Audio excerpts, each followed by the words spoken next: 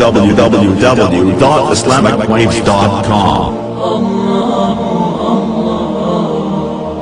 ہوتا ہے آپ حضرات بھی گزرتے رہتے ہیں،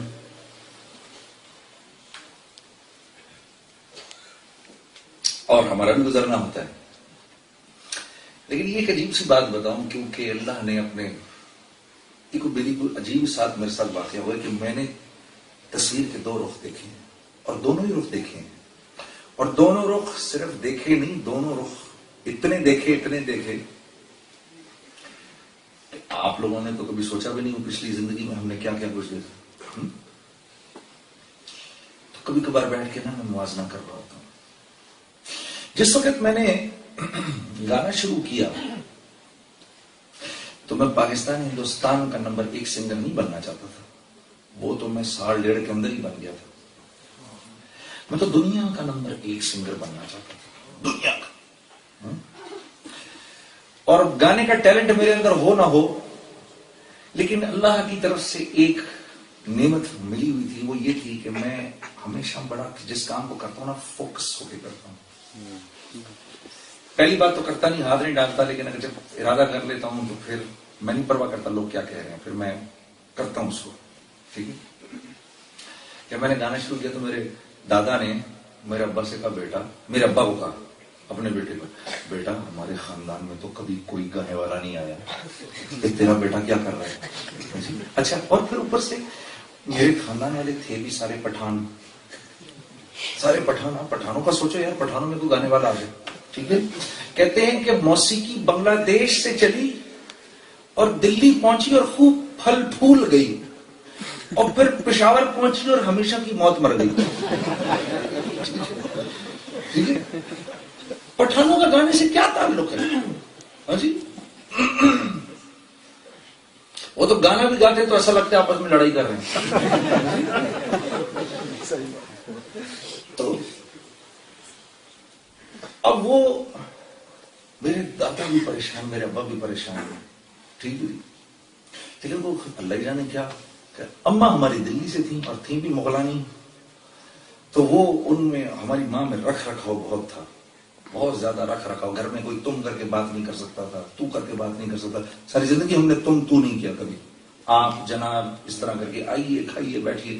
جب میں لاہور گیا وہاں پر تو ابے یار کیا، ابے آ یار بیٹھ یار کھا لے، یہ طریقہ ہوتا تھا. اچھا. وہ پیار میں اس طرح ہوتا تھا، پیار میں نہیں، ان کا پیار کا انداز ہے. لاہور کا چودھری ہے نا، چودھری ہوتا نا ایسے کر کے اس کا طریقہ ہوتا ہے بات کرنے کا. اس کے سامنے ایک مردہ پڑا ہوتا ہے، چودھری کیا مر گئے، وہ کھڑا ہو گیا، چودھری صاحب معاف کر دو. تو ہمارا پنجاب کا ایک طریقہ ہے، ایک انداز ہے. ٹھیک ہے نا. وہ اور یہ پیار محبت کا طریقہ ہوں گے. ٹھیک ہے نا. ٹھیک ہے. اور وہ اب میں جب ادھر گیا تو پھر وہ، میں جب وہاں سے میں جب گھر واپس آتا تھا تو میری ماں جو تھی وہ دل میں لا جاتی تھی کہ کیا کر رہے ہو، میں کیا تمہیں سکھایا، تم کیا بن کے آ رہے ہو. تو وہ ایک سارے ہمارے جو جتنے بھی پاکستان کا جتنا بھی وہ جو انوائرمنٹ ہے نا، وہ اس کا سارا کا نا رنگ میرے اوپر نا چڑھتا گیا، آستہ آستہ آستہ آستہ چڑھتا گیا. اور پنجاب جو ہے، پنجاب کی جو زمین ہے، یہ اردو کی جو شاعری ہے اس کی جتنی ہی خدمت پنجاب کے شعراء نے کی ہے، غالب کے بعد تو کوئی اہل زباں آیا ہی نہیں. ساری خدمت ہی اردو شاعری کی جو کی ہے تو وہ پنجاب کے شعراء نے کی ہے. لکھنے والوں میں ادھر سے ایسٹ پنجاب سے رتن ناتھ سرشار نے نثر لکھی، تو ادھر اقبال نے اور فیض نے، یہ سارے کے سارے یہ تو پنجابی تھے، انہوں نے اردو شاعری کی خدمت کی. تو وہ پنجاب جو ہے نا، جو پورا پنجاب، ایسٹ پنجاب اور ویسٹ پنجاب، پاکستان کا پنجاب اور ہندوستان کا پنجاب، یہ میوزیکل لوگ ہیں سارے، یہ بڑے میوزیکل قسم کے لوگ ہیں. ٹھیک. تو میں جو وہاں گیا تو اس کے اثرات میرے اوپر پڑنے شروع ہوئے. تو میں نے پہلی بار میوزک میں گیا، ورنہ مجھے میوزک کا سر پیر کو نہیں پتا تھا. تو میں نے کہا میں نے دنیا کا سب سے بڑا سنگر بننا ہے. تو اب جب میں دنیا کے سب سے بڑے سنگر کو دیکھتا تھا تو میں دیکھتا تھا کہ یار یہ تو کچھ عجیب ہی اس کا حال بنا ہوا ہے. یہ تو سالا چرسی ہے، یہ تو افیمچی ہے، کیا ہے یہ، کیا میں بھی یہی بن جاؤں گا. تو میں کہتا تھا میں یہ نہیں بنوں گا، نمبر 2 بن جاتا ہوں. تو نمبر 2 کو دیکھتا تھا تو اس کی بیوی نے طلاق دے دی اس کو اور بچے لے کے چلی گئی. ارے میں نے کہا یار یہ کیا ہو گیا. نمبر 3 کو دیکھا تو وہ اپنی شکل کا رنگ بدلنے کے چکر میں. نمبر 4 کو دیکھا کچھ, نمبر 5 کو دیکھا کچھ. تو مجھے جتنی موسیقی کی لائن میں نام بڑھتا جا رہا تھا اتنی میری بے چینی بڑھتی جاتی تھی کہ میں یہ کس طرف کو جا رہا ہوں, میں جا کس طرف کر رہا ہوں. مجھے بہت خیال آتا تھا یہ میں کیا کر رہا ہوں, میرے بچے بڑے ہو رہے ہیں آہستہ آہستہ, میں تو ان میں سے کوئی بھی نہیں بننا چاہتا. تو پہلی دفعہ میں دعوت کی لائن میں پہلی دفعہ جب ساتھی مجھے 3 دن کے لیے لے کر گئے تو میں نے ساتھیوں کو کہا کہ مجھے یہ بتاؤ کہ اس لائن کا نمبر 1 مین کون ہے, دعوت کی لائن کا نمبر 1 آدمی کون ہے, وہ دکھاؤ مجھے اس کی زندگی دکھاؤ, مجھے یہ نیچے نہیں دکھاؤ, یہ سب نہیں دکھاؤ مجھے. تو انہوں نے کہا جی اس لائن کے نمبر 1 آدمی ہے محمد رسول اللہ سبحان اللہ صلی اللہ. تو میں نے کہا ان کی زندگی دکھاؤ مجھے اور کچھ نہیں دیکھنا, نیچے نہیں دیکھنا میں نے کچھ, وہ دکھاؤ بیٹھتے کیسے تھے, چلتے کیسے تھے, کھاتے کیا تھے, پیتے کیا تھے, سوتے کیسے تھے, جاگتے کیسے تھے, کپڑے کیا پہنتے تھے.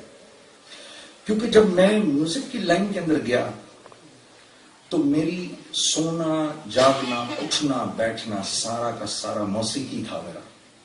یہاں تک کہ آپ حیران ہوں گے کہ میں نے اپنی زندگی کے کچھ مشہور ترین گانے جو لکھے, جو لوگ گا گا کے تنگ آ گئے, وہ گانوں کی جو ٹیونیں ہوتی تھی وہ مجھے خواب میں آتی تھی. میں خواب میں سویا ہوا ہوتا تھا نا تو مجھے ٹیون آتی تھی, میری آنکھ کھل جاتی تھی, دائیں ہاتھ کی طرف گٹار رکھا ہوا ہوتا تھا, یہیں سے اٹھاتا تھا لیٹے لیٹے بستر پہ, وہیں پر اس کو کر کے ادھر مائکرو وہ پڑا ہوا ہوتا تھا اپنا کیا کہتے ہیں ریکارڈر, یہیں سے ادھر سے بنائی, یوں اٹھایا, یہیں پر اس کو ریکارڈ کیا, یہیں رکھا, گٹار نیچے رکھ کے سو گیا. پھر صبح کو اٹھتا تھا, جس ٹائم پر اس کو سنتا تھا, اسٹوڈیو جاتا تھا, اس کو ریکارڈ کراتا تھا, 4 دن کے بعد سارا عالم اس کو گا رہا ہوتا تھا. تو جب میوزک کی تو اس طرح کی, لیکن جب اس طرف آیا نا تو پھر میں نے کہا یار مجھے اس لائن کا نمبر 1 مین دکھاؤ, اس کی زندگی دکھاؤ کیسی تھی. تو ان کی زندگی کو میں نے کہا کہ میں نے ان کی زندگی کو فالو کرنا ہے اور مجھے یہاں پہنچنا ہے. ظاہر سی بات ہے پہنچ تو نہیں سکتے, لیکن ہدف تو انہیں کو بنانا ہے نا بہرحال. تو اب جب میں باہر نکل کے دیکھتا تھا لڑکوں کو wearing those jeans and wearing those t-shirts and wearing those jackets, I used to feel, my God, what are they doing? What a useless life. Somebody must come and tell them. Balki when I see somebody wearing a jean, I often wonder, how do you sit on the floor by wearing a jean? It is such a terrible dress to wear, you know. اتنی جسم سے چپکا ہے بالکل, مصیبت سے نہ بیٹھا جاتا ہے اس سے, نہ کچھ, صرف آدمی کھڑا ہو سکتا ہے, چل سکتا ہے بس اس کو پہن کر, نہ بیٹھ سکتے ہیں, نہ سو سکتے ہیں اس میں, نہ لیٹ سکتے ہیں, نہ کچھ کر سکتے ہیں. اور یہ دیکھو یہ ہمارے نبی کا فیشن ہے, 1400 سال سے چلا آ رہا ہے. نو چینج. میں فیشن آپ کو سمجھانے کو کہہ رہا ہوں, ہمارے نبی کی سنت ہے, وہ چلی آ رہی ہے, اس میں کوئی چینج نہیں ہے. اور ہزاروں نہیں لاکھوں, یہ تو ہماری دوسری فیلڈ کے اندر ہر 3 مہینے کے بعد یا تو پائنچا لمبا ہو جاتا ہے, یا پائنچا چھوٹا ہو جاتا ہے, یا پائنچا اوپر ہو جاتا ہے, یا پائنچا نیچے ہو جاتا ہے. جی ہاں, غلط کرنے لگے, کیوں آپ لوگوں کا مال بٹورنے, آپ لوگوں کا پیسہ بٹورنے. تو یہ چیزیں مجھے اتنا سٹرائک کرتی تھیں کہ میں حیران ہو جاتا تھا. اس لیے میں اس طرف آیا کہ یار یہ تو بڑی امیزنگ زندگی ہے, یہ مجھے پہلے کیوں نہیں کبھی کسی نے بتائی. مجھے بہت پہلے آ جانا چاہیے تھا اس کے اوپر, کیونکہ اللہ نے ہمارے نبی کو, Allah has given our Prophet sallallahu alaihi wasallam such a magnetic life. It's a magnetic life for humans. دوست تو دوست, دشمن بھی بچ نہیں سکتے تھے, کھچتے کھچتے کھچتے چلے آتے تھے آپ کی طرف اور آ کر ایسے چپک جاتے تھے آپ کی زندگی سے. دوست تو دوست, دشمن بھی نہیں بچتا تھا. So it's the most natural, most beautiful and most magnetic life. اور میرے دوستو, عزت کی زندگی بھی یہی ہے. عزت کی زندگی بھی یہی زندگی ہے. یہ دنیا کی زندگی, یہ آپ نے کبھی دعا مانگی, یا اللہ جس نے جہاز بنایا اس کی مغفرت کر دے. کبھی مانگی آپ نے؟ یہ تو جھوٹ نہیں بولنا جی. یا اللہ جس نے گاڑی بنائی اس کی مغفرت کر دے. خاص طور پر جس نے یہ موبائل بنائے اس کی تو خرید ہے مغفرت. کبھی کیا آپ نے یہ دعا؟ نہیں کی، لیکن آپ نے یہ ضرور کی صلی اللہ تعالی علی خیر خلق سبحان اللہ محمد و آلہ و اصحابہ اجمعین برحمتک یا ارحم الراحمین. ٹھیک ہے، بس گنتی کے 20-22 صحابہ کے نام یاد ہیں، لیکن اس کے باوجود جب کسی صحابی کا نام آتا ہے تو دل جو ہے وہ ایمان سے بھر جاتا ہے.